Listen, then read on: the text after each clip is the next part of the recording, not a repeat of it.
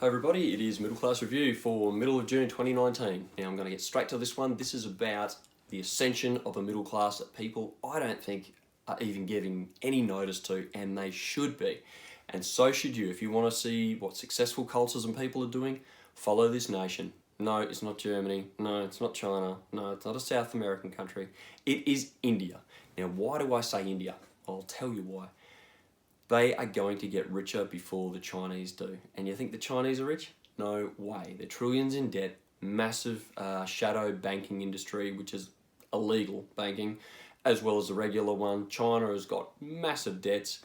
25% of their houses are sitting empty, so they built stuff they don't even need. To me, that is not a healthy economy, and lots of people are broke in China. And they've been milking, in the last decade, about $100 billion a year out of their economy, investing in property in places like Australia, Canada, the UK. So a country like that is in trouble. As our former Prime Minister said, China will get old.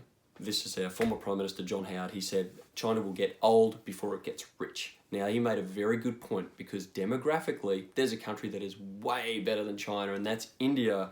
And look at their demographics. Okay, they've got a young generation coming through. Their birth rate is way higher than China, 2.303 children per woman, and China's was only 1.635 children per woman. Now, in comparison, the USA and Australia is 1.81 children per female. So, yeah, we're not even having as many children as the Indians. So you can even say things like, oh, but Muslim countries have a very high birth rate. Muslim people have a massively high birth rate. Or Africans do. Yes, they do. But India has something these people don't. And that is they've got an ascending educated class. They have women who are getting more and more freedoms, more liberty, more education, better careers. So the ascension of women is very important in a middle class society. I love it. I think it's really exciting. The other thing is too, English. They're really pursuing English language. And as an economist I heard recently saying the BBC World Service, he was saying how English is globish. And I have to agree, because I work with a lot of people from Colombia, Brazil, even France, who say we're learning English in Australia and working here because we want to improve our English because we'll have better career prospects. So the Indians are doing just that. Also, I was talking about China's massive debt problems, etc., in their banking industry. What are Indian banks quietly doing, and also Indian individuals? They're buying gold. Gold is a hedge against future volatility. It is real currency, not that paper and plastic garbage that's, cash.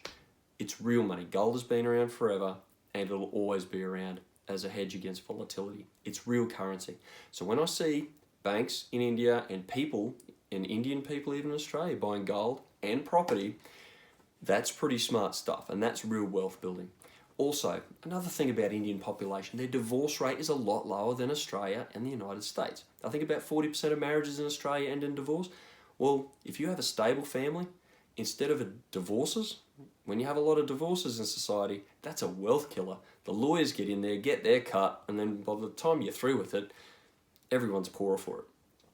Also, self-control, self-discipline. Indian people have much better self-control and self-discipline than many others. I actually watched an Indian female comedian talking about, or a comedian, as one would say. She's based in Britain, and she was saying how British discipline of children is ridiculous compared to Indians, whereas Indians, what they do with their kids would be considered illegal in Britain. It'd be too harsh for these poor little kids. So they have very strong discipline. So also, when you've got strong discipline, mate that with a culture of people who want to get ahead and be educated, that's pretty powerful stuff. They'll probably get ahead more in life later on. So I look at the birth rate and all these things, and India's got it going. They're not an aging population like China or even Australia.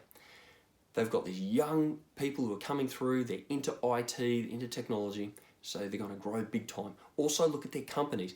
Tata Motors. Now, I'm in the automotive industry, although I studied a Bachelor of Arts in Modern Asian Studies, which got me interested in India and their culture, etc. in the automotive industry. Tata is a huge company, and I'm going to give you some facts. This will blow your mind. A lot of people say, who is Tata? Well, for the last 10 years at least, Tata have owned Land Rover, Range Rover, and Jaguar. Have you noticed how their cars have got so much better from Jaguar, Land Rover, and Range Rover? Yeah, the quality's getting better because Tata put the money in. How did they get the money? Because Tata is a big boy world player in automotive and manufacturing. Okay, so Tata, here's some revenue. This will blow your mind. They had revenues of US 43.910 billion just for the year of 2018. Okay, it's massive. That is like 60 billion Australian dollars. Yeah, that's huge. Net income was US $1.31 billion in 2018, and also they have an employees total of 81,000. Now, to me, this is super impressive because, Tata Motors was founded in 1945. Hasn't been around that long, and India only got its independence in the mid-1940s because it used to be part of the British Empire. So this is crazy stuff. Also, look at the billionaires in India. They've got 50 billionaires. Australia only has, I think, 43. So, India's got more billionaires than Australia. So it's pretty impressive stuff. So also on a lighter note, also you look at their culture. Indian food, brilliant.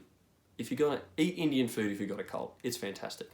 Secondly, Sachin Tendulkar, I believe, is the best cricketer of the last 2 decades. Okay, I'm an Aussie, but look at the guy's record. It's incredible. Okay, so if you've got a country with great food, all these other qualities, and they love cricket, well, you're on to a winner.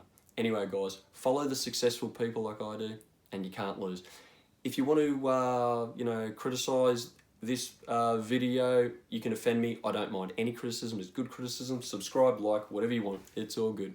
Anyway, guys, stay awesome.